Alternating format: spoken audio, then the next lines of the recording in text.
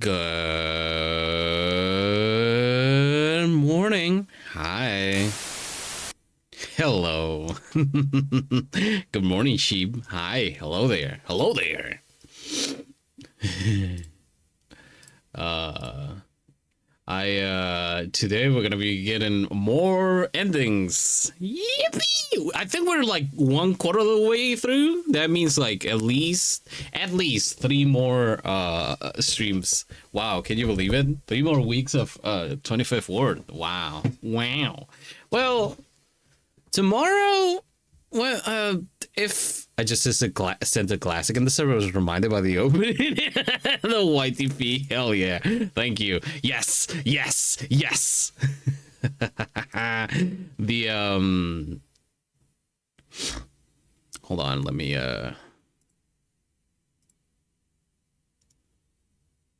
let's see, right, wait, copy link. Maybe I can do this like this. Like this. Whoops.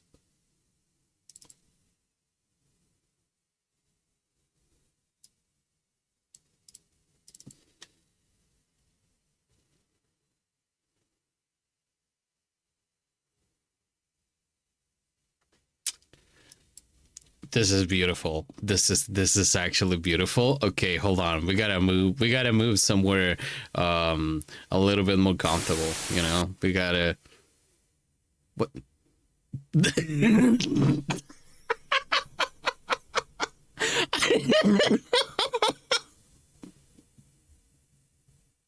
I had completely forgotten that was there. Ooh.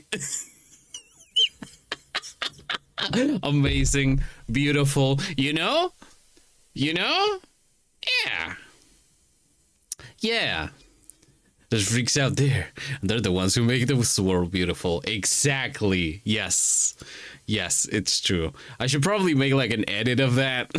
And it should say that. It should definitely say that there's freaks out there, and they're the ones making this world beautiful. That's actually great. Okay, but we're gonna watch what Sheep just sent us. Let's see. Figure it out.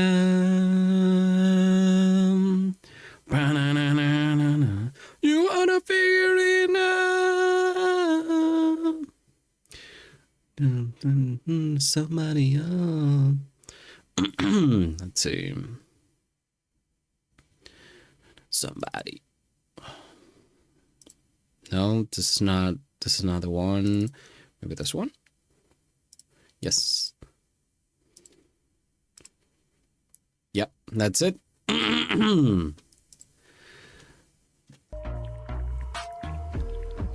Would you like to join me for a game of animal quiz? All right. What is this animal? It's a seal. Amazing. Congratulations, sir! Great. What do I win? Got a new computer. Great! I can wait to use it. It was not a new computer. iPhone 7 and 7 Plus. No! Oh, wait, what? Would you like to join? No! No.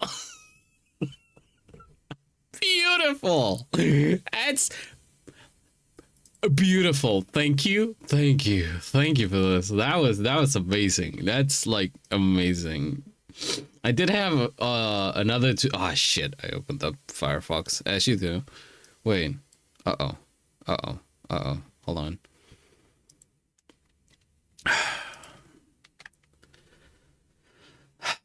I'm on the verge of just closing the 70,000 tabs I have open in Firefox and just calling it a day and saying, you know, this information hasn't been read since 2023.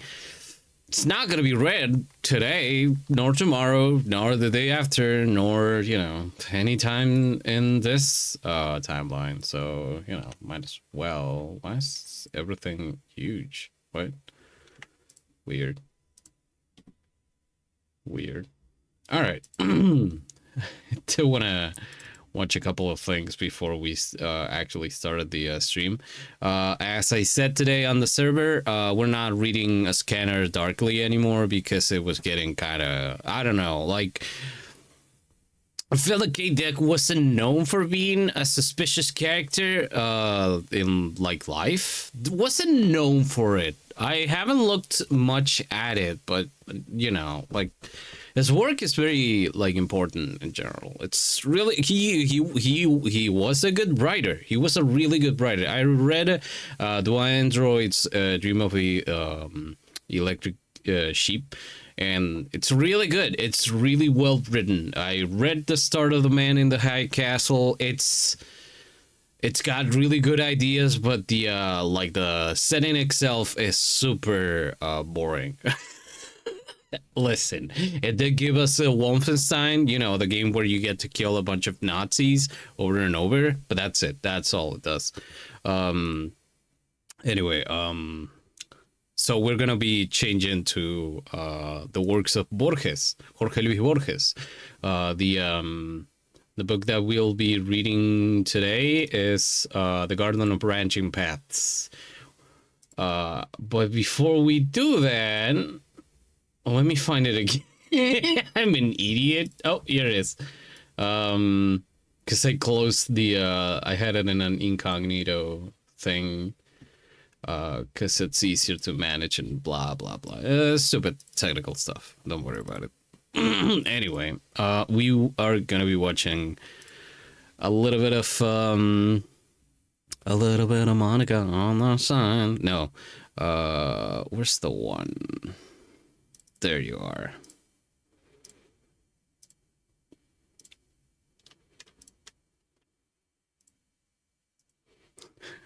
You're 7 COD content. Amazing.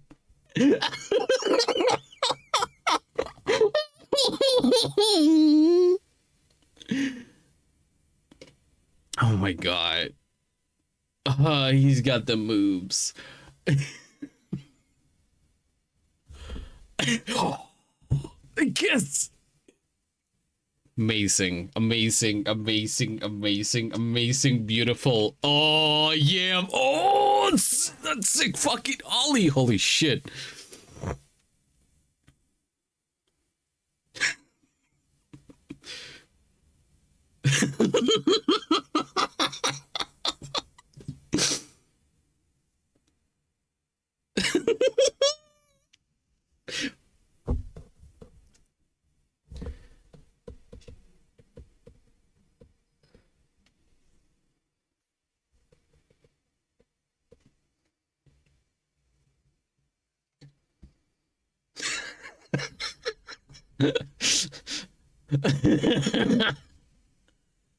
I'm fucking Sonic. Oh my god, he stripped out. Oh, Michael Rowan.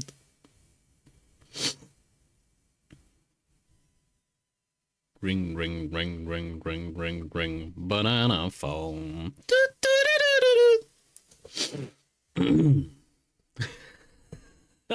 Gonna be in and out today, by the way. Got to take a flight this afternoon. I have to. Oh, please, please do. No problem. We love to have you here, but if you have to like actually do like IRL stuff, it's more than understandable. Hell yeah. I've seen gifs of this, but I didn't realize it was a whole video. I think it's beautiful. I think it's beautiful. I think it's amazing. Big Top Burger spotted? Yeah. Yesterday, Worthy put out the the latest Big Top Burger episode, and it's it's the second time that so Worthy has a video. Worthy kids cats. There's Cats the musical, and it's and if we had a penny for every time Worthy has mentioned this video outside of itself, we'd have 2 pennies. What the hell do I do with 2 pennies? The fucking exchange houses don't take the coins.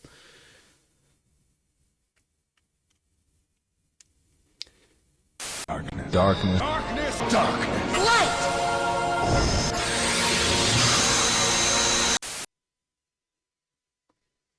Look at them. Look at those.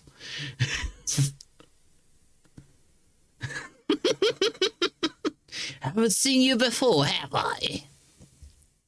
Hello. Hi, Quaz. Hi, welcome in. Hi. Honestly, I respect it. I saw Cats IRL a few years ago, and honestly, it was quite good. I've never seen Cats IRL. I think they did it in Buenos Aires like one time, and I was living there at the. I think I was living there at the time. I can't remember. Just time is weird. Fucking.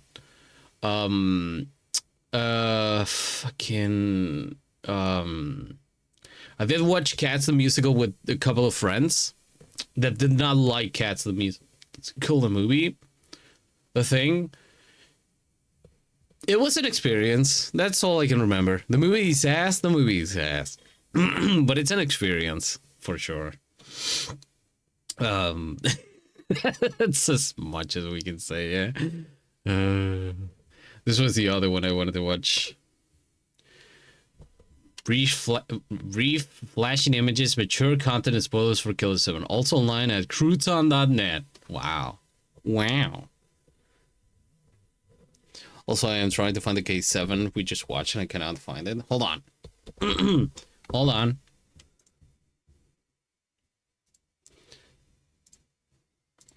That's awful of me. That's terrible. Hold on. I'll put them. I'll put both of them in. Thank you, Garcian. I love you, Garcian. I'm gonna put them in shit posting. Hold on. I put this one here. Put this one here. There we go. Those are the two that we watched so far. And the one that we're gonna watch now, which is Crueller 7. Yeah. All right. Hold on. Joe Biden. By the way, amazing freeze frame. Amazing freeze frame. It is. It certainly is.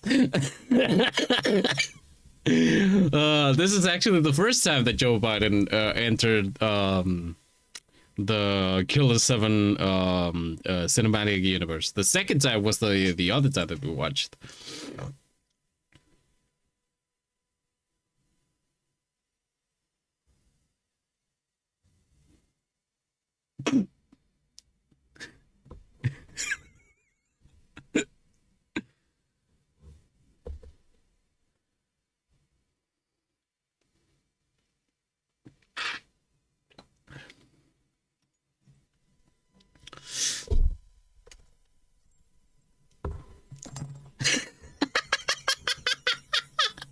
That's fucking beautiful.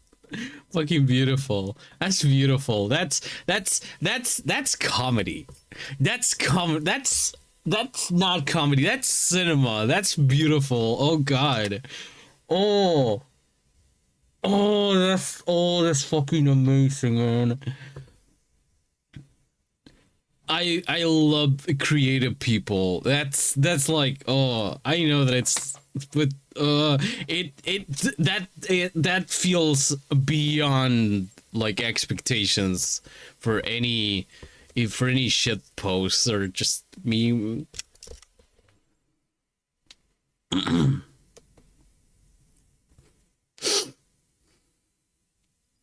I love that sound, by the way. Oh man, could you imagine like a Killer 7 but it's Killer 12? But no, wait, I don't remember how many well, basically Killer 7 it's with the Team Fortress 2 characters. Somebody out there must have done something like that, right? fucking watching Space Ghost. Is that the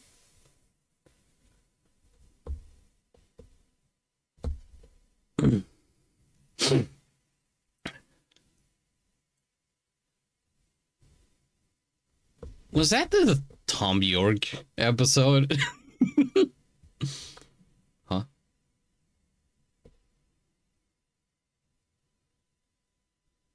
Not mine, but I saw a really nice piece of Killer 7R the other day. Hell yeah.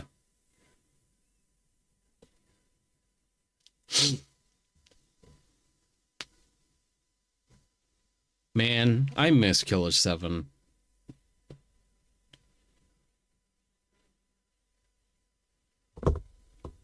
I'm a man with a man.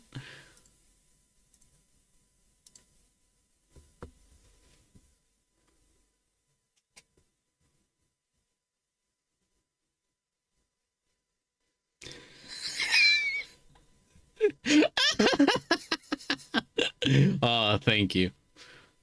Guys who beat off.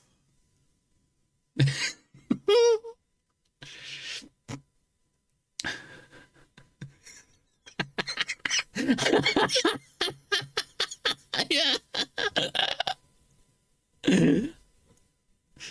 Oh, it's amazing. Again, I miss Killer 7 like you miss a friend.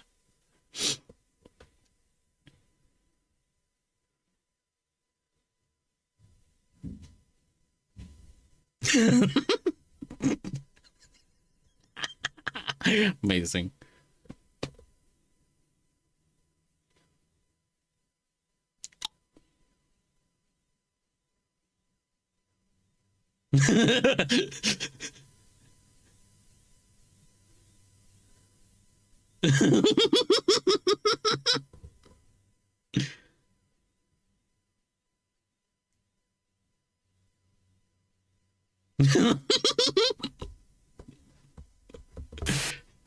Hi there, Fuzzball.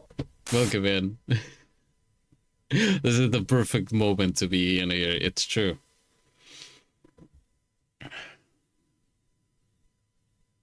What's in your right hand? What's in your right hand? What's in your right hand? What's in your right hand? What's in your right hand? What's in your right hand? What's in your right hand? Bodie boy. Yeah.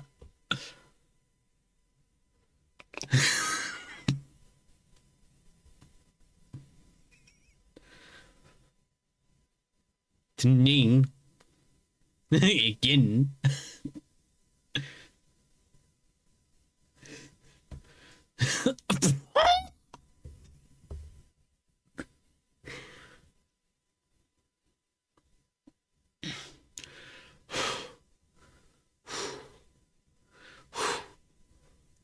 It's amazing. This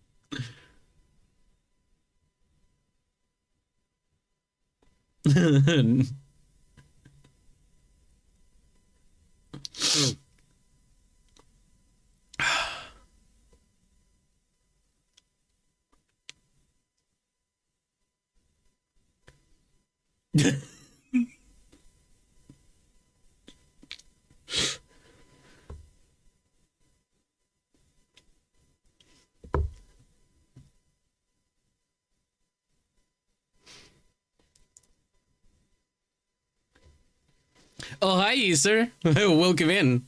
Econet user. Echo. Echo. Go. Found you through your Psychopomb Gold. Bots on YouTube. Hell yeah. Wait, I didn't read what that said.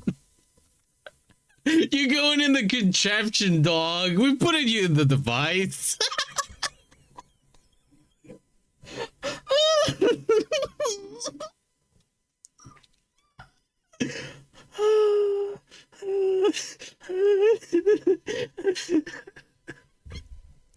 Listen, if you need an image of me right now, and like throughout this whole thing, it's like just TBA, but like in the absolute the cinema meme pose. Just this is like fucking just beyond, just beyond.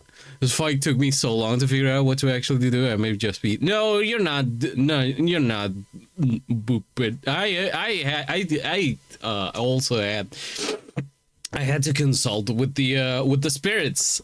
And when I found out that no, actually, you have to pay attention to what they tell you about the pigeon and everything, I was like, huh, okay, I'm gonna backtrack all the text and see what did they say about the pigeon. Something about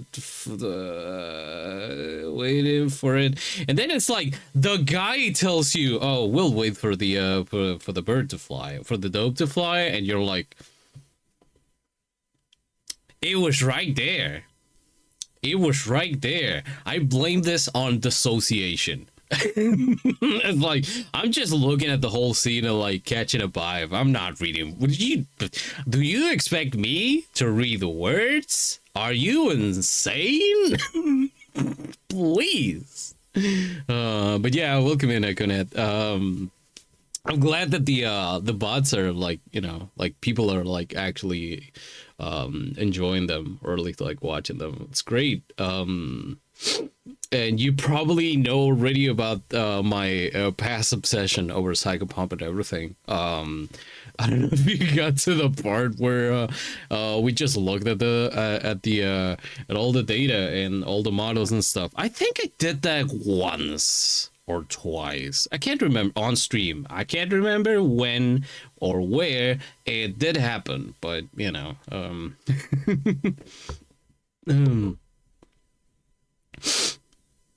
welcome. Take a couch, any couch.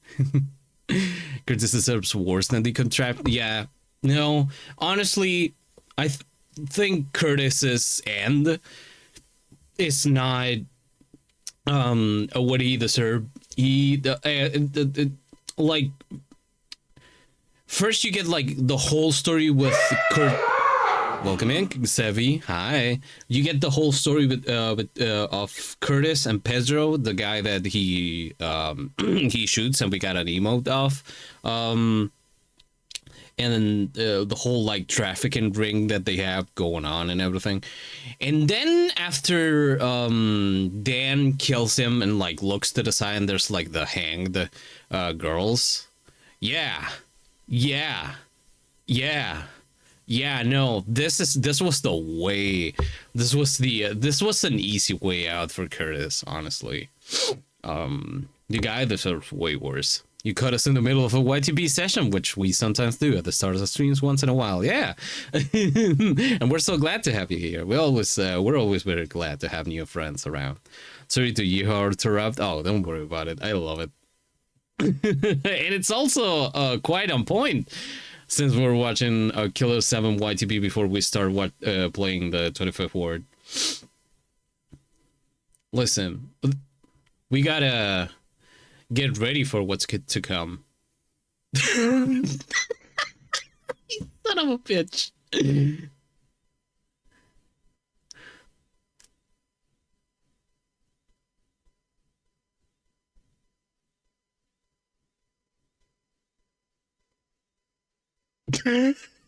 You got turned into into a Toho plushie. So that's what the contraption does? Hey there, Glee. Welcome in. Well, somebody's gonna scalp that Fumo. Turn him into a Fumo, yes. Somebody's gonna scalp that Curtis. The Femurtis. Femortis.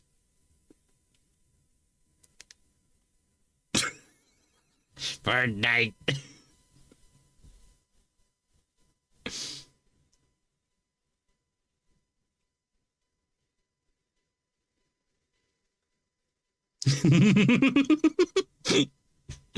All right.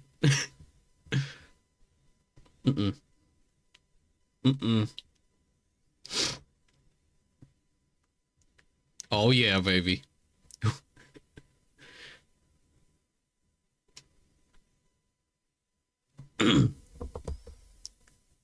Come on. Come on. Yeah! Our trans queen Garcian, baby!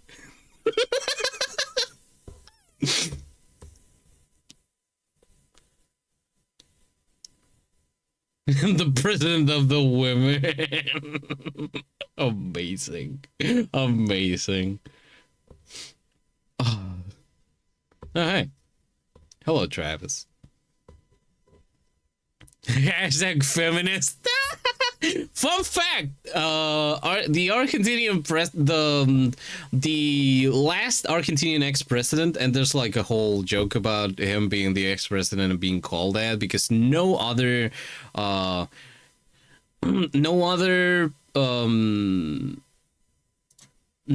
president before him when he left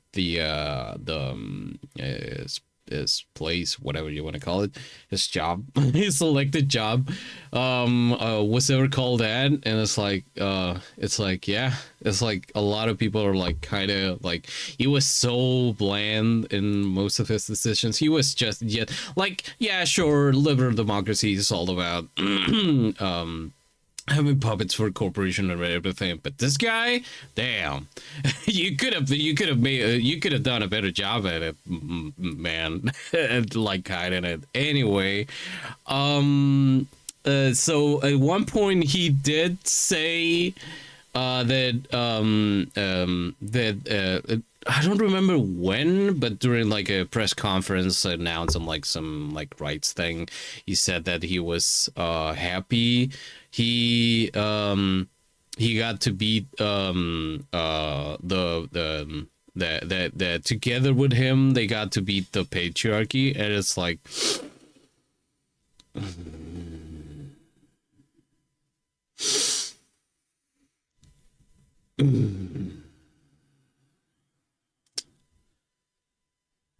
right. They were a filler arc. That was a filler arc president. He was a filler arc. It's true. It's so true. I think. Wait, beat the patriarchy? Oh, yeah, yeah. It's just, I don't know, man. It's just, yeah, it's weird. He did a lot of weird stuff during his presidency, but we're not gonna think about that. Instead, hold on, we're gonna start the game first and foremost. Beep beep beep beep beep beep beep beep beep beep beep. Contesta puñetas. Beep beep beep beep beep beep beep. Contesta. Beep beep beep. Where you at? Hey, wait a minute. What? Oh, I couldn't find the 25th word and was like, what happened? Did Steam delete it? It was like, nope, no more. You had enough. No more of this game. Stop it. No more of this game. Ah, shit. Come on, man. It's a good cue for me to head out a little. Hopefully it will be. Oh, okay. Don't worry about it. I hope that you have a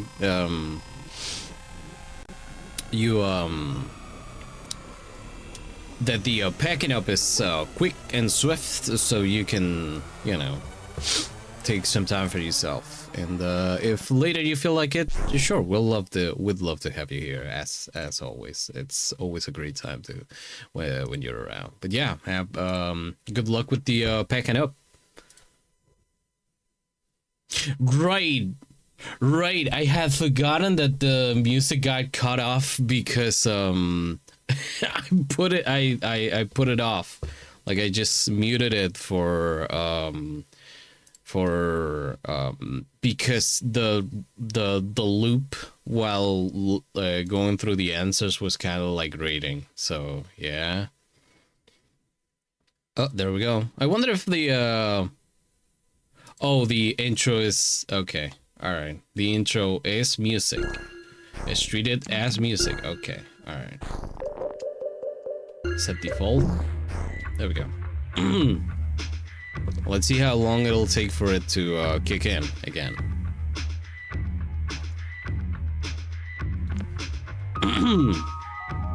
Should be not bad, but I got to drive people places and ship out a couple of orders to play. Yeah. No, yeah, listen, take all the time in the world for yourself, and then, you know, you can have a little bit of the 100 answers, the real garden of branched paths for fucking for kill the past. Listen, this is my purgatory.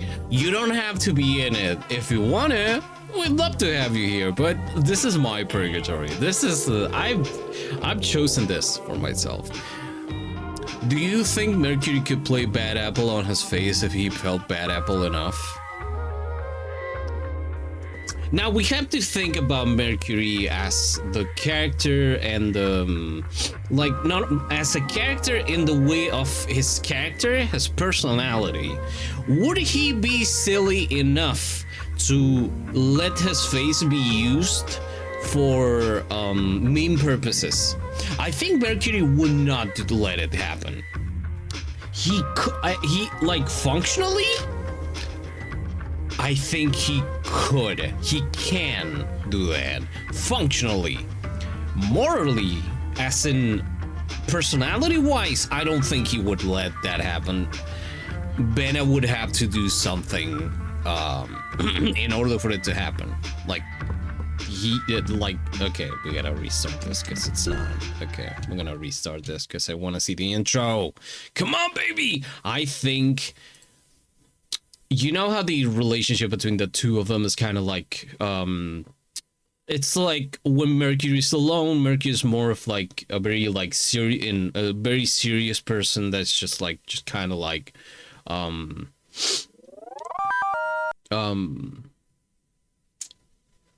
guy's basically like an office clerk, but Bena gets things going. Bena gets everything on track because she's so silly with it, you know.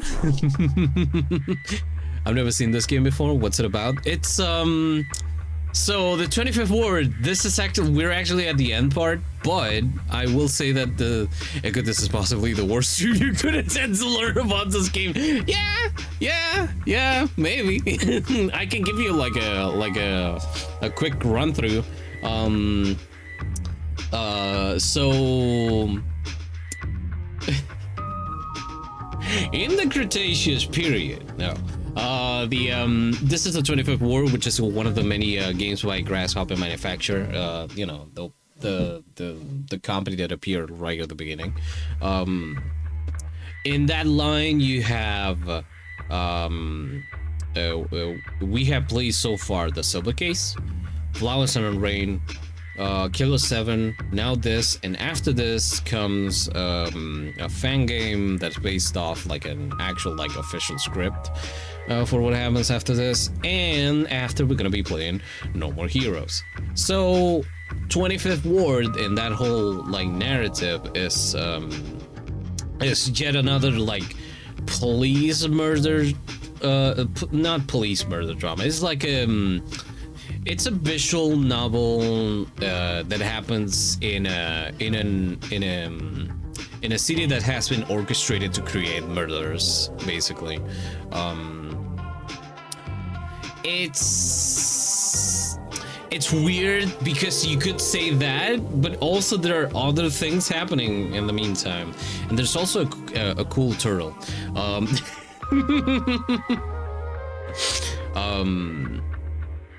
And like, you only get to know about it being a city made to create murderers when you finish the Silver Case. Like the Silver Case starts and you're like, oh yeah, there's like there's a serial killer that just appeared once again, and now here he is. We love Red. Red is like, objectively, Red the Turtle is the only objectively good character.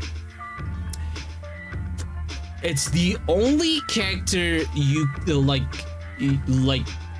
I don't think there's anybody out there in the world that could hate Red. Now, the rest of the characters in the all of the characters outside of Red, you can hate them all you want, especially because most of them are police, but like not only are they police, they are like so flawed. The French. Hi there, Flo. All right, we're gonna start this tango. Oh man, it's gonna be that day, huh? Anyway, I should pick something to have in the background. What should it be? What should it be? What should it be?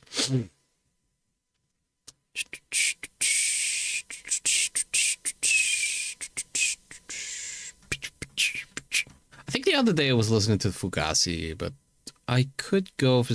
Oh, right, we were listening to Modest by Default. We're gonna keep that into that. So the case is more of a city to create crime. 25th Ward is more of a city to create a perfect kind of society, but this is done through eliminating people who don't follow all the rules. Yeah, it's true. The super case does in the OG Silver Case, you see that there's like a whole sort of subplot of like the 24 wards were all created to like create the perfect killers, and the 25th ward is like a weird response to that. But I think that both, like, ultimately they're both like connected, because like the whole point of the Silver Case was to have like an army of it was all like a government project to like create the perfect soldiers that you can just take out, and whenever you don't need somebody in, you just like get Kamui to do the dirty laundry for you. 24 and 25th wards are honestly pretty different in nature, but there's a connection, yeah.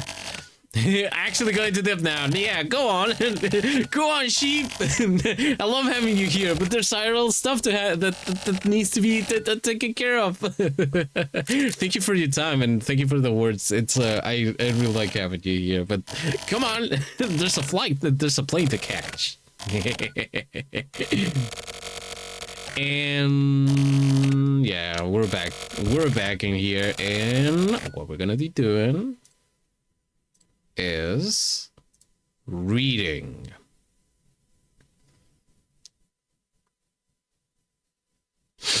Okay, so what I said I should probably put, I just realized, so Jorge Luis Borges, El Jardín de los Senderos que se bifurcan. I could have just like done the first part and like, but I'm also a nerd. El Jardín de los Senderos que se bifurcan. There's gotta be like there's a bunch with the face of this old man who I don't hate him. I just dislike him for being like an old ass conservative man, you know? Hold on, we're gonna put you here, reader. There you go. Yeah.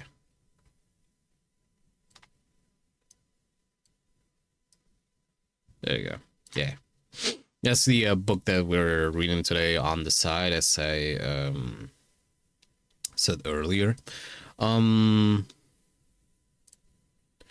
Garden of the Branching Paths. That's the translated name for in English for the book. Garden of Branching Paths. It's a translation by Norman Thomas Di Giovanni.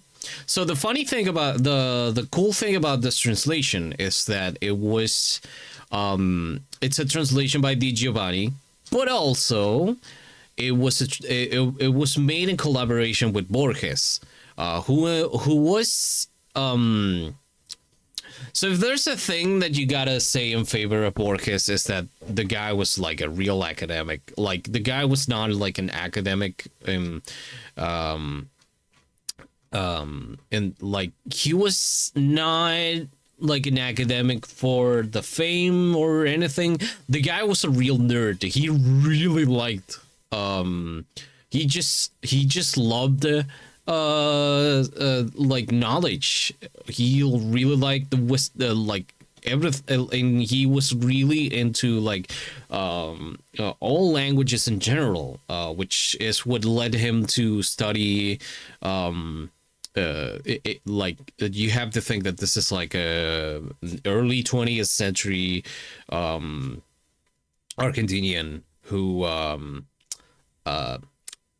just was like, oh yeah, I'm gonna study like Anglo-Saxon languages in general. I'm gonna start first of all with English. And the guy, like, he did his own translations as well. This one was work with somebody else, but yeah.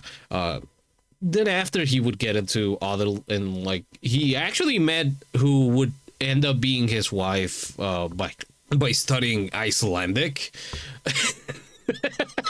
So yeah, guy could speak. He was a real polyglot. You could. That's the one thing you can say about Borges. Guy really liked to know about other languages.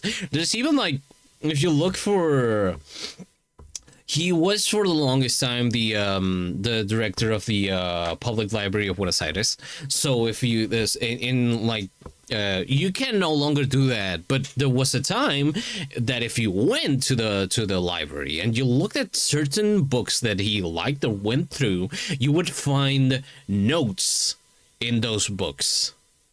He had his own books, and like he had his own, like, you know, he had his own like private like book collection and everything, where and those, the notes in the books themselves were made on the books, but sometimes, you know, he would leave like notes in the books themselves in the public library, because he was a little bit kooky. He wasn't exactly like, he wasn't doing it because he's like, oh yeah, I'm so famous, wouldn't it be funny if somebody found like something that I wrote.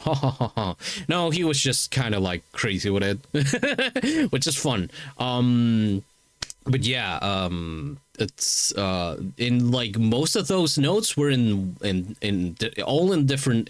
every different language that the guy spoke, because he had that one thing that anybody that speaks more than one language has, which is sometimes you have a thought and that thought is not in your mother tongue, it's in one of the languages that you speak. It's just how it is. It's like, it's not a different mind, but it's a different like line of thought. Anyway, we're gonna be reading that today, The Garden of Branching Paths by Jorge Luis Borges.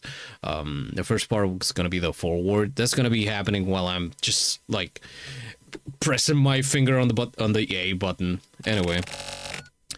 Forward. The 8 pieces that make up this book require no further explanation. The last of them, The Garden of Branching Paths, is a detective story. Its readers will participate in the commission of and in all the events leading up to a crime whose motive they will know but will not understand, it seems to me, until the final paragraph. The other stories are fanciful inventions. One, The Laundry in Babylon, is not wholly innocent of symbolism. Nor am I the first author of the tale, The Library of Babel. Anyone curious as to its history and prehistory may consult certain pages of the magazine Sur, numbers 59, which record names as diverse as Leucippus, that's Leucippus, and Laswitz, Lewis Carroll, and Aristotle. In the circular ruins, everything is unreal. Also unreal is the destiny that the hero, Pierre Menard, the author of Don Quixote, imposes on himself. Oh, the game is a little bit loud. Hold on. Like a there? Oh yeah, that's better. All right.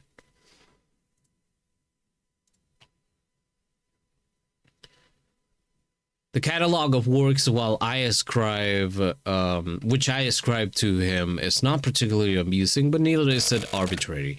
It is a charge of his intellectual history. The writing of past books, setting out in 500 pages an idea which could be perfectly expressed orally in a few minutes, is an exhausting and impoverishing piece of extravagance. Far better to pretend that such books already exist and to provide them with a summary or commentary. This is what Carlyle did in Sartor Resartus and Butler in The Fair Haven. Works that have the imperfection of also being books and no less tautological than any others. More rational, more inept, more idle. I have chosen to write reviews of imaginary books. These are Tlon Ocupar, Orbis Tertius, a glimpse into the work of Herbert Quain, and the approach of Al-Mutazim. I'll have to there you go. The last of these was written in 1935. A short while ago, I read The Sacred Fount, 1901, whose general outline is perhaps similar. The narrator of James's subtle novel explores the influence of A and B on C, and in the approach of Al-Mutazim. The remote existence of C, whom B does not know, is foreshadowed or surmised by B. Neat. Jorge Luis Borges. This was written by Borges himself. Buenos Aires, November 10th, 1941. Almost 100 years ago. All right. All right, we got our first end of the day. Explode like a motherfucker. Amazing. Explode like a motherfucker. Bam. The world is covered in white and everything is purified. Oh, hey. So this game just becomes off the video game. Huh. You become part of time itself and become a fixed pointist of observe. Observe yourself. Hey, you. Observe yourself. Find your own self-existence. Shed the facade of a human and accept time. Become the future. Oh. You know that to become the future, you gotta kill the past, though. To be continued? The approach to Al-Mutazim. Philo Gedaya informs us that the novel of the approach to Al-Mutazim by the Bombay barrister Mir Bahadur Ali is a rather uneasy combination of those Islamic allegories, which never fail to impress their own translators, and of that brand of detective story which inevitably outdoes even Dr. Watson and heightens the horror of human life as it is found in the most respectable boarding houses of Brighton. Yes, I do want to save. Yes. I zoned out. What's going on? We're playing the game while I'm reading The Garden Branching Paths by Jorge Luis Borges. The book that's in the on the couch. Don't worry about it. You probably got like your brain probably got like activated by hearing Islamic allegories. Before him, Mr. Cecil Roberts had blasted Bahadur's book for its unaccountable double influence of Wilkie Collins and of famed 12th century Persian Farid Eddin Attar. A simple enough observation which Gedasha merely parrots, though in an angrier jargon. Essentially, both reviewers are in agreement, pointing out the book's detective story mechanism and its undercurrent of mysticism. This hybridization may lead us to suspect a certain kinship with Chesterton.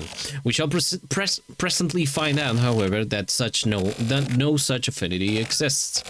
The first edition of the Approach of Al-Mutazim appeared in Bombay towards the end of 1932. The paper on which the volume was issued, I am told, was almost newsprint. Newsprint. The jacket announced to the purchaser that the book was the first detective novel to be written by a native of Bombay City. Sure did. Yeah. Within a few months, 4 printed of 1,000 copies each were sold out. The Bombay Quarterly Review, the Bombay Gazette, the Calcutta Review, the Hindustani Review of Allahabad, and the Calcutta Englishman all sang its praises.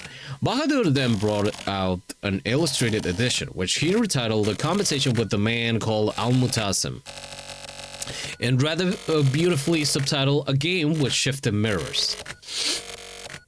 This is the edition which Victor Goshanes has just reissued in London, with a foreword by Dorothy L. Sayers, and the omission, perhaps merciful, of the illustrations. It is this edition that I have at hand. I have not been able to obtain a copy of the earlier one, which I surmise may be a better book. I am drawn to this suspicion by an appendix summarizing the differences between the 1932 and the 1934 editions. Before attempting a discussion of the novel, it might be well to give some idea of the general plot. Its central figure, whose name we are never told, is a law student in Bombay. Blasphemously, he disbelieves in the Islamic faith of his fathers, but on the 10th night of the moon of Muharram, he finds himself in the midst of a civil disorder between Muslims and Hindus. It is a night of drums and prayers. The great paper canopies of the Muslim procession force their way through the heathen mob. A hail of Hindu bricks hurtles down from a roof terrace. A knife sinks into a belly. Someone, Muslim, Hindu, dies and is trampled on. 3,000 men are fighting, stick against revolver, obscenity against curse. God the indivisible against the many gods. Instinctively, the student freethinker joins in the battle. With his bare hand, he kills, or thinks he has killed, a Hindu. The government police, mounted thunderous and barely awake, intervene, dealing out impartial lashes. The student flees, almost under the legs of the horses, heading for the farthest ends of town. He crosses 2 sets of railway lines, or the same lines twice. He scales the walls of an unkempt garden at one corner, which rises a circular tower. A lean and evil mob of moon-colored hounds lunges at him from the black rose bushes. Pursued, he seeks refuge in the tower. Wait a fucking moment, I have seen the title of this book before. Ultra Kill uses the title of the book as a level name. Well. If New Blood interacted are a well-read bunch, huh? Yeah, no. This is the book that is like thrown around like a lot. Especially here in the country, right? Like here, it's like one of those books that people bring out to be like, oh no, yeah, I read Borges, I know what's up, which is, you know, but I've never gotten to read it because it's like, I've never gotten like an edition or anything. It is the writing is like in the original writing in Spanish is pretty good. I did read fictions. I think it was like a little bit of fictions. I never finished the fictions by Borges, but well, it's not by Borges. It's more of it's a weird collection of things done by the widow, if I remember correctly. It's just, but yeah, the style is good. Now what people do after reading this is just, you know, their whole shtick. But yeah, it's real good. I recommend it. Catch on Fire. Hurt. Stop seeing people. Only eat beef bowls every day. Lose your sense of taste. Lose your appetite. Succeed in dieting. Beef. Your clothes don't fit. Shop at the mall. Take a break at a coffee shop. The old person sitting next to you speaks to you. Go back to your original world. It was just before getting killed by Kuroyanagi. Hurt. Alright.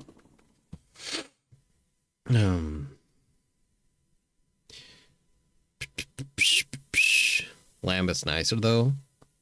Lamb is nicer. It's true. Patagonian lamb is actually quite known out there. It's...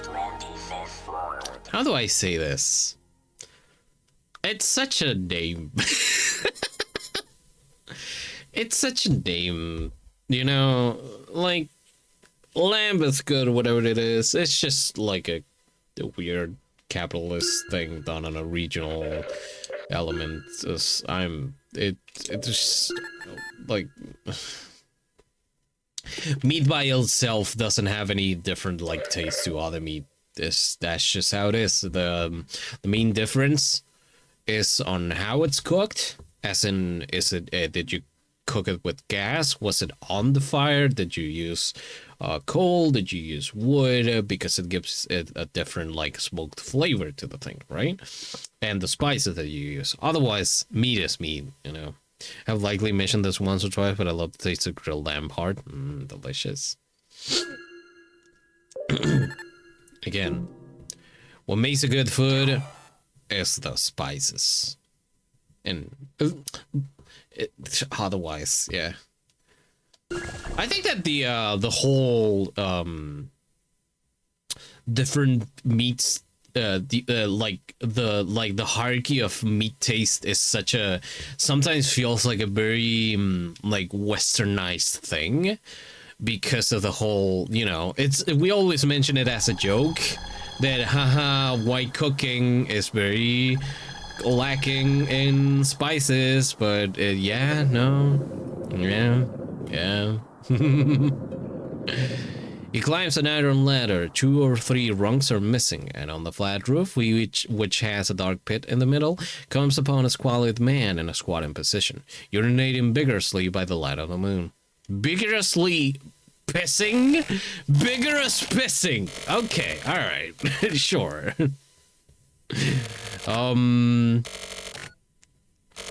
The man confides to him that his profession is stealing gold teeth from the white shrouded corpses that the Parsees, not parsecs, that's a program. Check out how hard I can piss. Yeah. This is the original guy from the, this is the original meme. Just check out how hard I can piss. I was always confused by that stereotype. I'm not, because it has a historical background. You guessed it, based on racism. So in the late 19th century, or rather in the mid to late 19th century, there had to be made a distinction between the quote unquote high cuisine and the lower class cuisine, which was mainly a thing of the colonized cultures and everything that did use everything, like did use spices and all. It was a weird thing of the time that just kind of like the original intent kind of faded into in history, but it's still there. Basically what I'm saying is that anything that uses elements that they're not, like, you know, outside of the blandest elements in a kitchen are not admissible. They're not and it's also rooted in, like, you know how certain people do not like the smell of garlic or onion? Do you know how some people don't like the smell of a kitchen? You know who doesn't like the smells of a healthy kitchen, the people that do not inhabit it, the people who don't work the elements of a kitchen, you know, the cooks, the workers are the ones who have to be in there. Who isn't there? I wonder who's not in the kitchen trying to see what's the best things to eat today. So yeah, it's definitely based on you can still see the difference. You can still see like a tangible difference. If you've ever worked in the food service industry before, you felt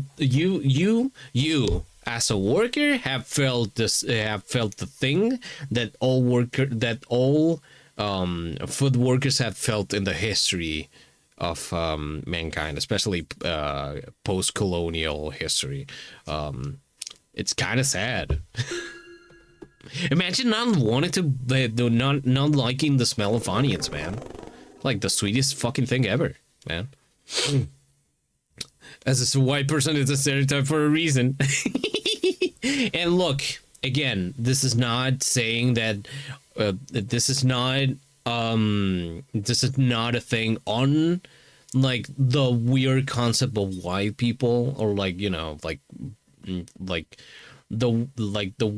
they have a reason within historical society. They have a reason to exist. And recognizing like the differences and respecting like cultural elements within modern society and recognizing them is important. But you know, it's once you try to see like what makes a difference here and there, it's like it gets real sketchy. But yeah, the worst case of this stereotype, to my knowledge, is like the British. You ever seen the celebrity chef Jamie Oliver cook a dish that isn't like a Western dish? It's a war crime. Oh no, I've never seen this. Oh no, yeah, I don't think, you know, I would call that a war crime. But oh man, man, that's terrible. Jamie Oliver is notorious. Oh boy, Catch on Fire, but like more. Hurt badly. Sleep. I like that you catch on fire and like you immolate, right? You self-immolate, but like you're like, oh no, it hurts a little bit, and then you just go on, sleep again today. Stop thinking. But like more, yeah. Lose your sense of life. Seek nothingness. Go on a journey. Get on the bus. Get on the bus! Oh, become Wesley Willis. Just keep going. Arrive at the ocean. Not long ago I came, if you've seen the last video by Flesh Simulator, and you know about Wesley Willis, you're probably quite angry. That's all I will say. I will say no further. This is something I'm gonna say.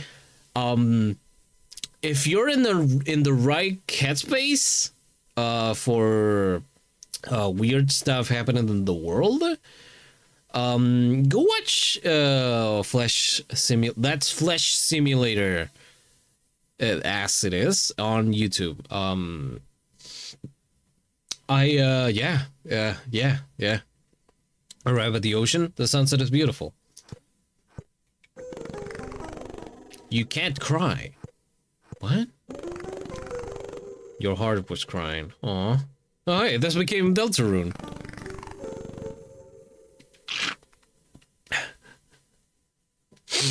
The dude put chili jam into egg fried rice. Oh.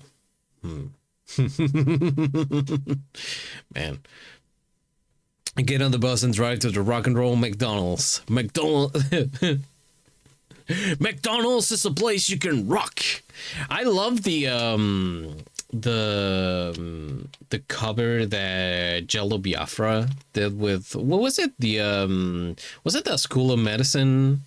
I don't remember, but that cover is like fucking amazing. I love it. I love it. I love that Jello like fucking respected Wesley Willis as a musician and like the music itself. This is the reason why I'm like, people may say stuff about Jello, but I get behind Jello, you know? Whatever happened in the Dead Kennedys is just it's unfortunate. It's unfortunate. Very unfortunate. Your emotions disappear. Oh, we'll listen to it in a minute. Hear the sound of a gun being cocked. A strange student is pointing a gun at you.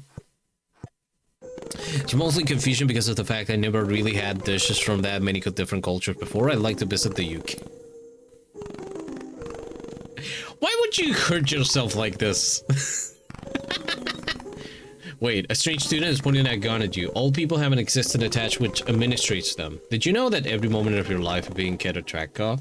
The administrators decide when you fight, protect, laugh, cry. They don't make decisions for anyone else. They have no interest in love or hate. They only want to focus on themselves and that which they're administrating. I don't really want to interfere, but this time it's special. I'm your administrator. This place is not where you're supposed to end. Go back and fight again. All right. I'm gonna say the magic words.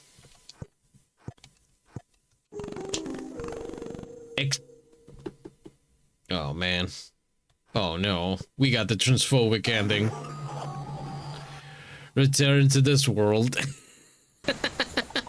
Fascination, mostly? I am so sorry, Flo. I am so... Listen, okay...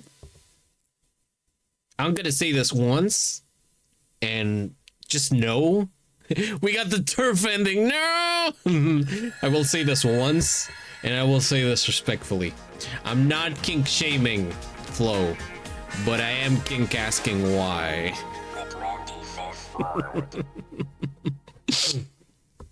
And look, I got British friends as well. So, you know. Save data? Yes.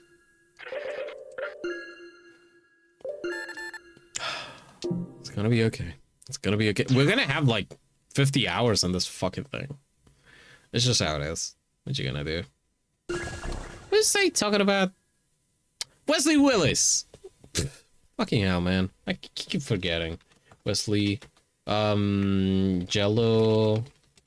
Rock and roll McDonald's, rock and roll McDonald's, rock and roll I fucking love Wesley Willis. I watched the Daddy of Rock and Roll documentary. It's fucking amazing. If you can get it however you can, that thing has never been it exists only in VHS, so if you can watch it, just watch it. You know? I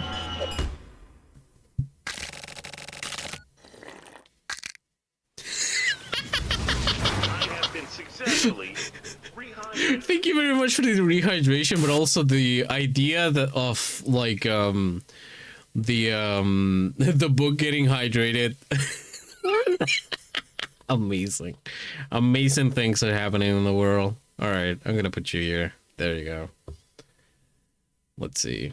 Yeah, with the Guantanamo School of Medicine. Hold on. This can't get copyrighted.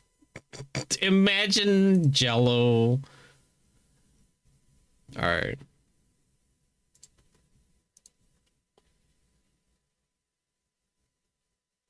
You're talking to the person who willingly played Castlevania Bloodlines for 15 hours straight.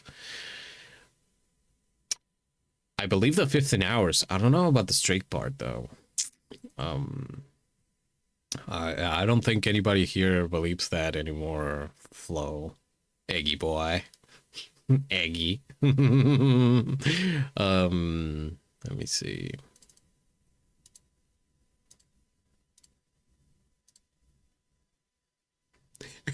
Eight-hour street. And then 7 and the other the other 7 hours. Well, we'll see, you know. This is Jello Biafra in the Guantanamo School of Medicine, Rock and Roll McDonald's, Wesley Willis cover on 2014, Detroit, Michigan, at the Magic Stick.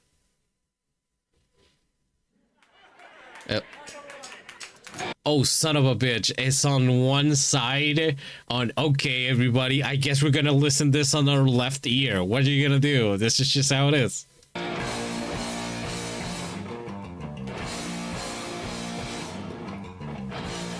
Been to that venue? Hell yeah.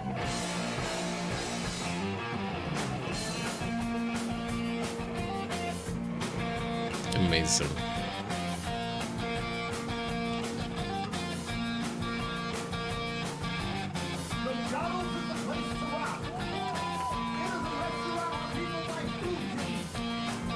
I love this really bad audio. Hold on. We gotta get like a better audio situation going on. Right? I do have the this has to be a little bit better, right? Come prepared. Yes. Last time. This time Basic. I want to give a shout out first to the guy who is the exterminator for this building, who comes by from time to time. His name is Jerry Willis. I've met him before. You know, he's like maybe 6'10", 6'11", very trim, very another Willis. straight upstanding guy. And I met him at the service for his brother Wesley. Yeah. Yeah. Hell yeah, baby. I didn't know that was up here last time we played her. Now That's that I Wesley. do, one of the great regrets of my life is it took me so damn long to get my own band together that Wes never got to see me rock with a band. And Aww. the inevitable song of this band played at Reggie's Rock Club. About 600 people are at the show. You know the rest. Right. Hopefully the show was awesome. I love Wesley. Whipped a mule's ass. I remember that in the beginning of the 2010s, there was a thing for Daniel Johnston. And like, yeah, I mean, you know, I respect him as a musician. Say row. Say ooga booga. And now headbutt the person next to you. Here we go. Yeah, I actually respect Wesley Willis way more. The guy was just doing his paintings in places and like trying to sell them and everything, and then he found like one of those Casio pianos that just plays like tracks, and he just put words on it, and I think that's beautiful, you know. That's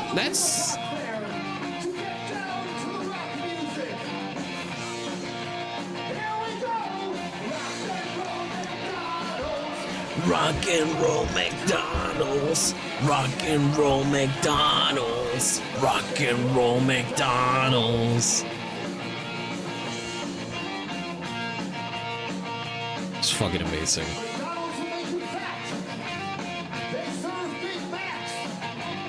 They serve quarter pounders. They will put pounds on you. Rock and roll McDonald's. Rock and roll McDonald's. Rock and roll McDonald's. Rock and roll McDonald's. The classic Castlevania simply drink the sanity out of your brain with a straw. You should play them, and you well, I mean, you know. By the way, have you played? You probably could play Castlevania 2, right? You know, the one that where you can like choose different characters, and one of them is like this robe, like light blue, cyan creature, person. Aw. Headbutting the audience! Headbutting the audience! I played them all. Some are more sanity sucking than others. Bloodline's pretty rough though. Yeah, it's all flow. doing the thing, and I was like, man, I'm glad that I'm not you. I skipped the second game. Civ 3 lets you switch between characters too. Oh. Coward. I think you're thinking Civ 3? Oh, okay. Because a friend played like Castlevania 2. Maybe, can't remember. I think he played like the Castlevania 2 and 3 back to back. With the action RPG one. Oh, okay.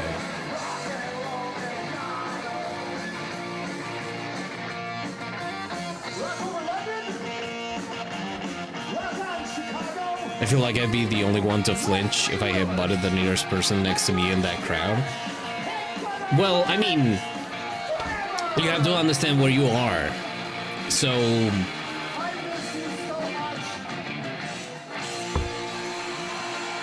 hell yeah. And then they would play California over Alice. No, Holiday in Cambodia, which is great, by the way. You should listen to Jello's music. You should. I think, you know, it's a formative. It is a formative experience. It was for me. It was great. It is great. So Wesley Willis is this character. What he would do is, if you met with him, he would headbutt you. In fact, if you saw like pictures of him, you would see like a spot on his forehead, like a darkened spot on his forehead. It was from all the headbutting he would do to people. It's like, you know how cats headbutt would headbutt you, kind of like that, but a little bit more like with a little bit more force. Which is amazing. It's great. I think it's great. I think you should headbutt your friends, you know? I think we should all headbutt our friends. This is a thought. So yeah, they were just doing that in homage to him. This is great. Alright. Like my forehead? It's a light headbutt. I'm not telling you to break your skull, Flo. Unless you want me to, but you don't seem to want that, so I'm gonna respect that.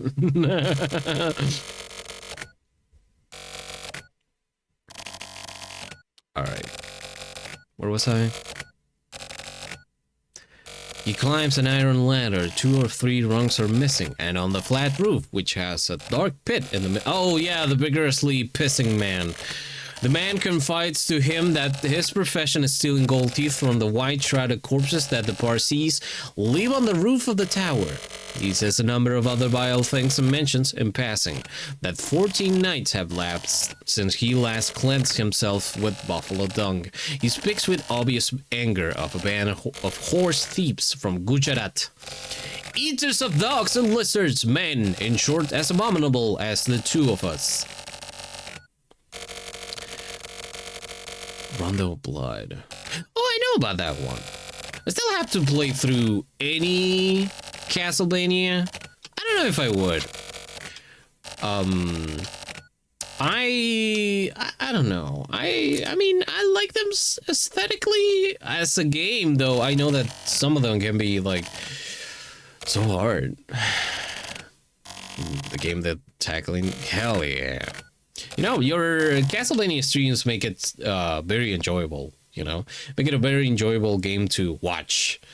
I'll give it that.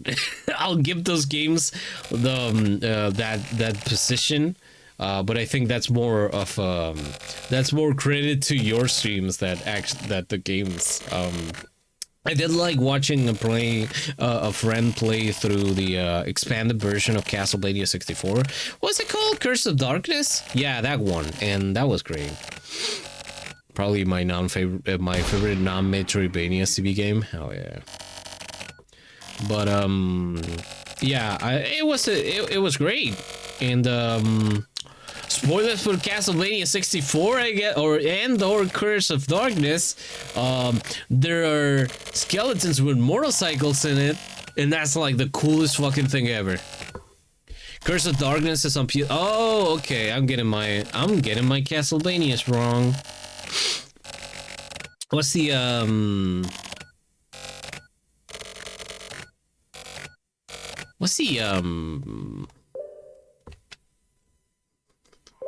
What's the expanded version of Castlevania 64? The now I need to know.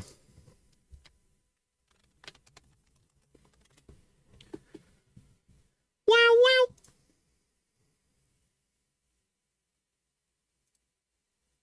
Oh, Legacy of Darkness. There you go. So it was something of darkness.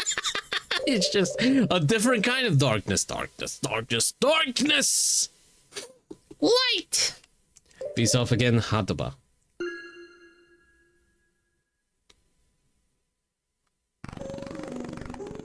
Face off again, Hataba.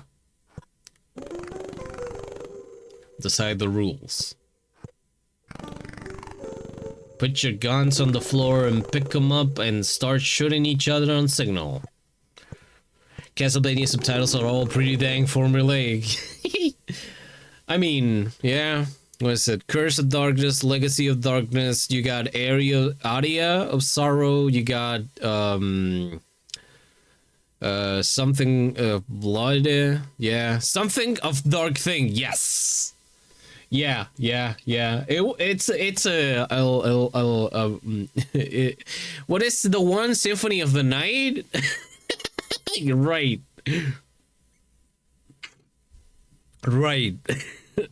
And that's the one. That's the one of the best upheld Castlevanias, or so I've been told. I'm glad you've been enjoying watching the. It's been a good time. Just like whenever I see that you're playing Castlevania, I'm like, oh yeah, let's go. I've so you know how I always say, and we always say that there's too many games out there. I have made peace. I will only play the games that I'm actually interested in, and I will watch my friends play the ones that I'm like kind of iffy about it. Then just kind of see if I want to, play them or not. And if I don't want to, that's okay. I got to see a cool person play through that game.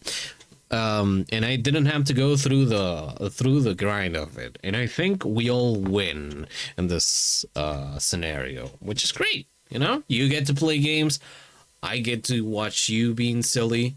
It all adds up, and sometimes I'll be like, damn, that was really cool. Now I want to play it. Like now I want to play Drakengard thanks to the lovely Jebba. Now. I want to play not Curse of Darkness, but rather Legacy of Darkness, because I'm thinking like, damn, Flo is playing all these Castlevanias, and maybe I should play Legacy,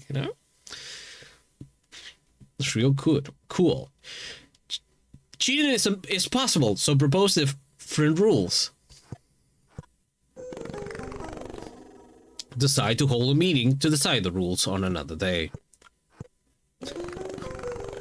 The next day, go to the designated underground meeting room. Get lost underground. Go through an unknown underground passage. This is just the ending of the Zelda case. A lost little girl is crying. Okay, it's not like it. You try to speak to her and she runs away. Follow her.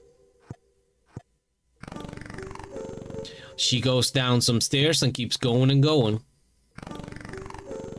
She stops at the bottom floor. The celluloid doll girl laughs. Celluloid doll girl? Wait. Doll girl. Is that a Twilight Syndrome reference? Of course I haven't played Twilight Syndrome because it's not in any other language that isn't Japanese. And like I could do that and like use but it's so much of a hassle. I'm just waiting for the patch to come out and be like, yo, this game is out. Oh yeah, baby. And then we get to play both Twilight Syndrome and Moonlight Syndrome, completing our Kill the Past thing.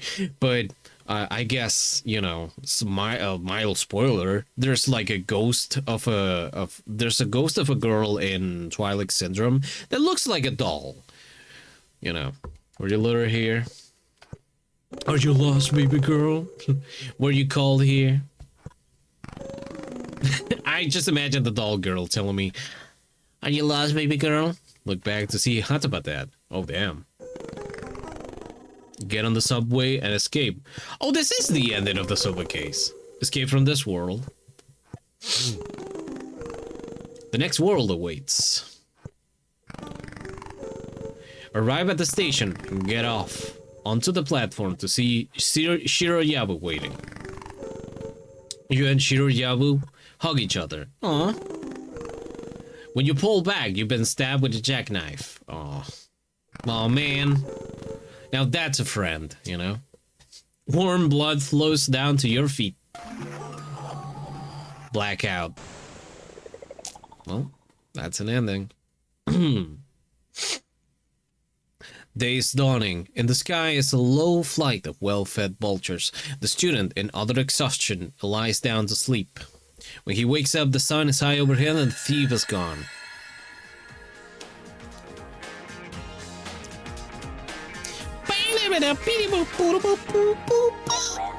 Gone also are a couple of streaky Napoli cigars and a few silver rupees. Shaken by the events of the night before, the student decides to lose himself somewhere within the bounds of India. Yes. He knows he has shown himself capable of killing an infidel, but not of knowing with certainty whether the Muslim is more justified in his belief than the infidel. The mention of Gujarat haunts him, as does the name of Malka Sansi, a woman belonging to a caste of thieves from Palampur, many times favored by the curses and hatred of the despoiler of corpses. He reasons that the anger of a man so thoroughly vile is in itself a kind of praise. He resolves, though rather hopelessly, to find her. He prays and sets out to slowly and deliberately on his lone journey. So ends the novel's second chapter. It is hardly possible to outline here the involved adventures that befall him in the remaining 19. There is a baffling pullulation of dramatis personae, to say nothing of a biography that seems to exhaust the range of the human spirit, running from infamy to mathematical speculation, or of a pilgrimage that covers the vast geography of India. Never like that world? I'm guessing it's which word? There was a pullulation, baffling, maybe infidel, man. It's man, isn't it? It's man. You hate the word man, don't you? The word, not the gender, the word. Pilgrimage stick. Definitely man. There you go. The story begun in Bombay moves on. The story begun in Bombay moves on into the lowlands of Palampur, lingers for an evening and a night before the stone gates of Bikaner, tells of the death of a blind astrologer in a Benares sewer. The hero becomes involved in a conspiracy in a maze-like palace in Kathmandu, prays and fornicates in the pestilential stench of the Machua Bazaar in Calcutta, sees day born out of the sea from a law office in Madras, sees evenings die in the sea from a balcony in the state of Travancore, falters and kills in Indapur. The adventure closes in its orbits of miles and years back in Bombay itself, just a few yards away from the garden of the moon-colored hounds. The underlying plot is this: a man, the fugitive student freethinker we already know, falls among the lowest class of people, and in a kind of contest of evil doing, takes up their ways, all at once with the wonders with the wonder and terror of Robinson Crusoe upon discovering the footprint of a man in the sand. He becomes aware of a sudden brief change in that world of ruthlessness, a certain tenderness, a moment of happiness, a forgiving silence in one of his loathsome companions. It was as though a stranger, a third and more subtle person had entered into the conversation. The hero knows that the scoundrel he's talking to, is quite incapable of this unexpected turn. He therefore deduces that the man is echoing someone else, a friend, or the friend of a friend. Rethinking the problem, he arrives at the mysterious conclusion that somewhere on Earth is a man from whom dislike emanates. Somewhere on Earth, a man exists who is equal to dislike. The student decides to spend his life in search of him. The story's outline is now plain: the tireless search for a human soul through the barely perceptible reflections cast by this soul in others. At first, the faint trace of a smile or of a word. In the end, the multiple branching splendors of reason, imagination, and righteousness. Alright, next ending. Face off against Aoyama. Yama. Face off against Aoyama. Beep. Hatoba Nakama face off. Kuroyanagi watches over them. She's just watching. Shirajaba's body goes opaque. Hatoba gets killed. Dodge all of Aoyama's bullets and kill him with one shot. Now's your chance. It'll be a big shot. Akama waits for the vengeance shot. Dodge all of Akama's bullets and try to kill him with one shot. Aoyama's corpse whispers into your ear. Don't kill him. Agree willingly. Leave. Like, whatever, man. Missed the last bus. Oh man. Go to the nearby subway station. Get on the train and get off at your destination. Get mistaken for a sex offender. Oh no. This woman is trying to blackmail you into paying her to not accuse you of molesting her on the train. She gets loud. You're in a hurry, so you kill her. Sorry, I gotta be somewhere. Go back to your house and sleep. Sleep deeply. Get past the point of sleep. Fall to the depths of sleep. Your senses float. Pass through the radioannular line of dreams. Sleep in the final processing places of dreams. The final processing place of dreams. Eternal sleep. Huh. Yo, dog, I heard you like sleeping.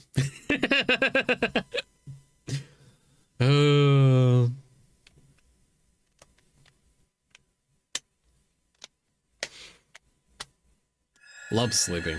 Yeah, same.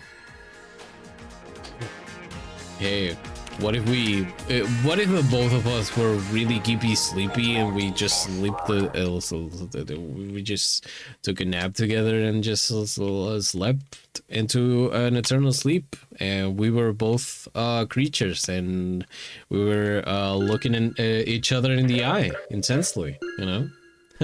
Joking, unless. Anyway. The nearer to Al-Mutasim the men he examines are, the greater is their share of the divine, though it is understood that they are but mirrors. A mathematical analogy may be helpful here. Bahadur's seeming novel is an ascendant progression whose last term is the foreshadowed man called Al-Mutasim. The man formerly known as Al-Mutasim?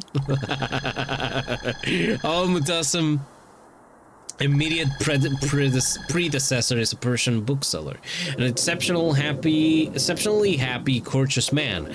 The one before him, a saint. Finally, after many years, the student comes to a corridor at whose end is a door and a cheap beaded curtain, and behind the curtain is a shining light. The student claps his hands once or twice and asks for Al-Mutassim, for Al-Mutassim's. A man's voice, the unimaginable voice of Al-Mutassim, invites him in. The student parts the curtain and steps forward. At this point, the novel ends. If I am not mistaken, the proper handling of such a plot places the writer under two obligations. One, to abound richly in prophetic touches. The other, to make us feel that the person foreshadowed by these touches is more than a mere convention or phantom. Bahadur fulfills the first. How far he achieved the second, I wonder. In other words, the unheard and unseen Al-Mutassim should leave us with the impression of a real character, not of a clutter of insipid superlatives. In the 1932 version, there are a few supernatural touches. The man called Al-Mutassim is obviously a symbol, though he is not devoid of personal traits. Unfortunately, this literally good conduct did not last. In the 1934 version, the one I have read, the novel descends into allegory. Al-Mutassim is a god, and the hero's various wanderings are in some way the journey of a soul on its ascending steps toward the divine union. There are a few regrettable details. A black Jew from Cochin speaks of Al-Mutassim as having a dark skin. A Christian describes him standing on a height with his arms spread open. A red llama recalls him seated like that figure I model in Jack Butter and worshipped in the monastery of Tachilhumpo. These statements seem to suggest a single god who reconciles himself to the many varieties of mankind. In my opinion, the idea is not really exciting. I will not say the same of another idea. The hint that the Almighty is also in search of someone, and that someone of someone above him, or someone simply indispensable and equal. And so on to the end, or rather endlessness, of time, or perhaps cyclically. Al-Mutassim, the name of that 8 Abbasid Caliph who was victorious in 8 battles, fathered 8 sons and 8 daughters, left 8,000 slaves, and ruled for a period of 8 years, 8 moons, and 8 days, means etymologically the seeker after help. In the 1932 version, the fact that the object of the pilgrimage was himself of a pilgrim In the 1932 version, the fact that the object of the pilgrimage was himself a pilgrim justified well enough the difficulty of finding him. The later version gives way to the quaint theology I have just mentioned. In the 20th chapter, words attributed by the Persian bookseller to Al-Mutassim are, perhaps, the mere heightening of others spoken by the hero. This and the other hidden analogies may stand for the identity of the seeker with the sought.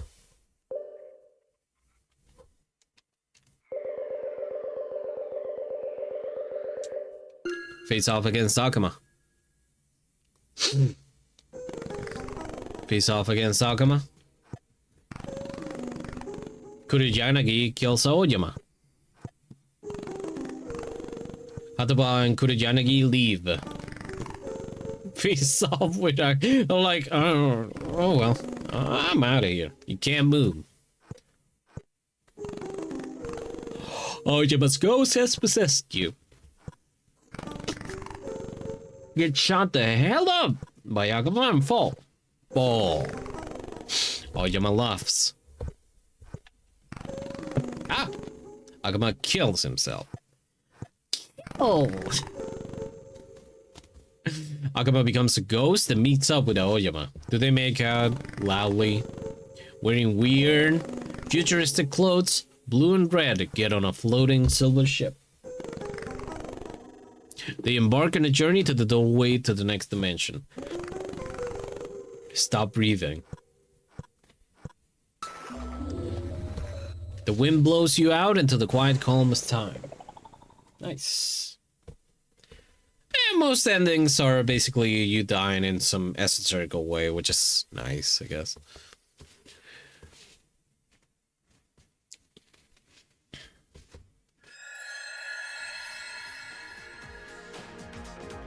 There's so much happening. Yes, this is how my brain works. This is just...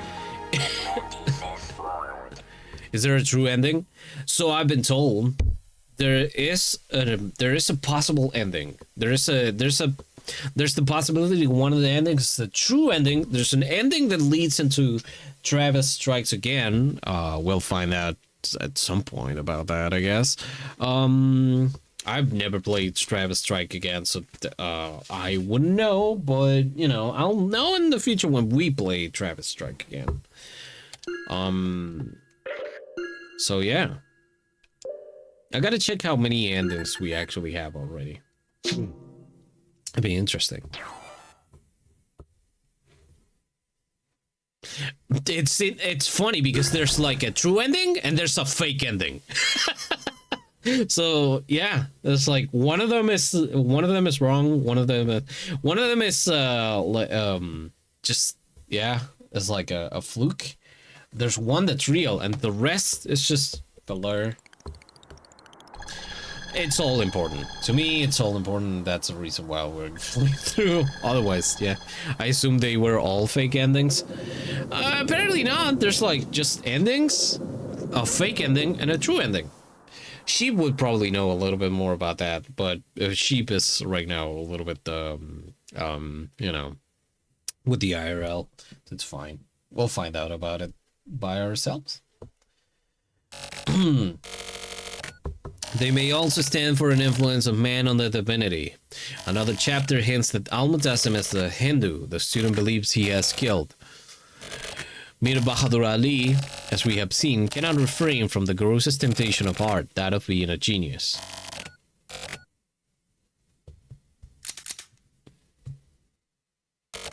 On reading over the pages, I fear I have not called sufficient attention to the book's main virtues. They include a number of fine distinctions. For example, a conversation in chapter 19, in which one of the speakers, who is a friend of Al-Mutassim, avoids pointing out the other man's sophisms in order not to be obviously in the right. It is considered admirable nowadays for a modern book to have its roots in an ancient one, since nobody, as Dr. Johnson said, likes to owe anything to his contemporaries. The many but superficial contact between Joyce's Ulysses and Homer's Odyssey continue to receive, I shall never know why, the harebrained admiration of critics. The points of contact between Bahadur's novel and the celebrated Parliaments of Birds by Farid-ud-Din Attar have awakened the no less mysterious approval of London and even of Allahabad and Calcutta.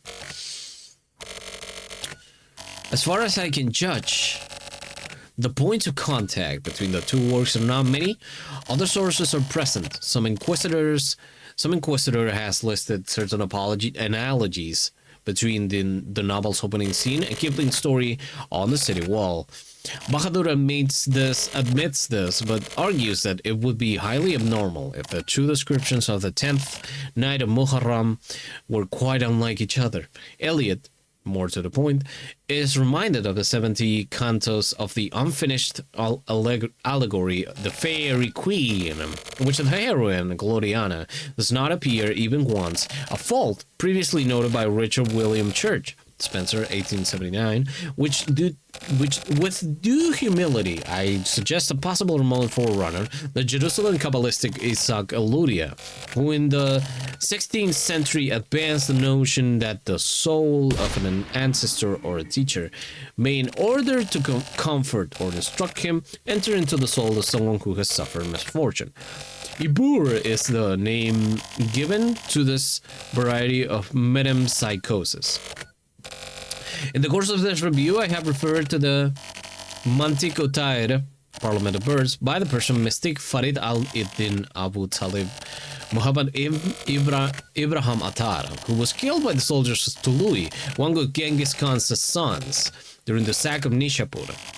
Perhaps it would be useful to summarize the poem. The distant king of birds, the Simurgh, drops one of his splendid feathers somewhere in the middle of China. On learning this, the other birds, tired of their age-old anarchy, decide to seek him out. They know that the king's name means 30 birds. They know that his castle lies in the Kaf, the range of mountains that rings the earth, setting out on the almost endless adventure. They cross 7 valleys or seas, the next to last bearing the name Bewilderment, the last the name Annihilation. Many of the pilgrims desert. The journey takes its toll of the rest. 30, purified by suffering, reach the great peak of the Simurgh. At last they behold him. They realize that they are the Simurgh, and that the Simurgh is each of them and all of them. Plotinus, Enneads B 8.4, also posits a divine extension of the principle of identity. All things in the intelligible heavens are in all places. Any one thing is all the other things. The sun is all the stars, and each star is all the other stars and the sun. The Manticotaire has been translated into French by Garcin de Tassi. By Garcian? Parts of it into English by Edwin Fitzgerald. For this footnote, I have consulted the 10th volume of Burton's Arabian Night, Margaret Smith's study, The Persian Mystics, Attar, 1932. Huh. Interesting. All right. Okay, so 1, 2, 3, 4. 5, 6, 7, 8, 9, 10, 11, 12, 13, 14, 15, 16, 17, 18. Wait, again. 1, 2, 3, 4, 5, 6, 7. 3, 4, 5, 6, 7, 8, 9, 10, 11, 12, 13, 14, 15, 16, 17, 18, 19, 20, 21, 22, 23, 24, 25, 26. Oh, man. So, I actually did less than I thought I... Oh, okay. All right. Whoops. So we got like 30 so far. Face off against Kuroyanagi. Get killed instantly. Oops. Get shredded into bits and lose your shape. Shirajabu whispers. The end is the beginning. In the beginning. Wake up in a white room. What a nostalgic place. What a nostalgic place. White room.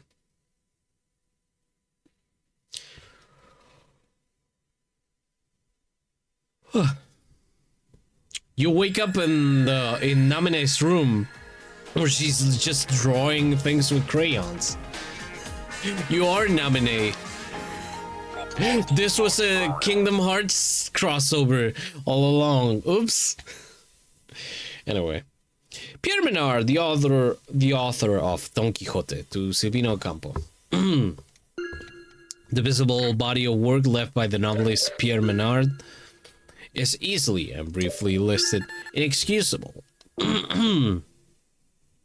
Therefore are the omissions and additions perpetrated by Madame Henry Bachelier in a misleading checklist, which a certain newspaper that makes no secret of its Protestant leanings has had the insensitivity to thrust upon its unfortunate readers, few and Calvinistic though these be, when not Freemason or circumcised. What an interesting remark. You're a Calvinist, a Freemason, or circumcised. The three genders of the day. Menard's true friends looked on this checklist with alarm and even a certain sadness. Only yesterday, in a manner of speaking, did we gather among the mournful cypresses at his final resting place. And already error creeps in to blur his memory.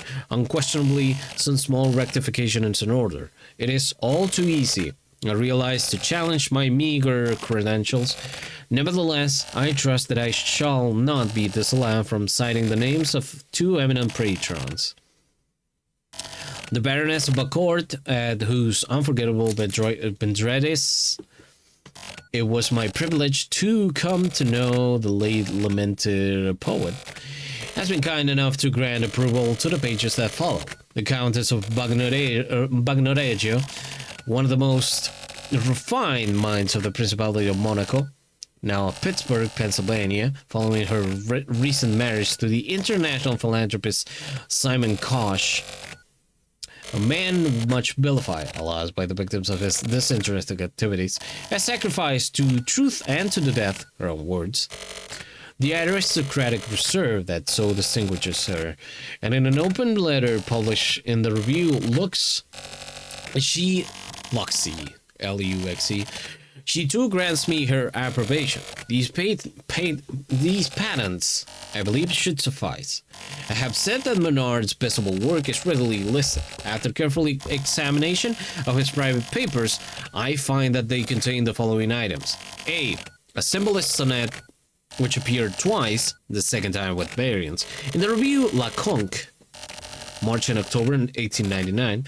B, a study of the feasibility of construction and poetic vocabulary of concepts that are neither synonyms for nor circumlocutions of those that shape our everyday speech, but ideal objects created by consensus and intended essentially for poetic needs. Nimes, 1901. C, a study of certain connections of or affinities in the thinking of Descartes, Leibniz, and John Wilkins. Nimes, 1903. D, a study of Leibniz Characteristica Universalis, Nimes, 1904. E, a technical article on the possibility of enriching the game of chess by removing one of the rook's pawns. Menard sets forth his case, elaborates, argues, and in the end rejects his own innovation.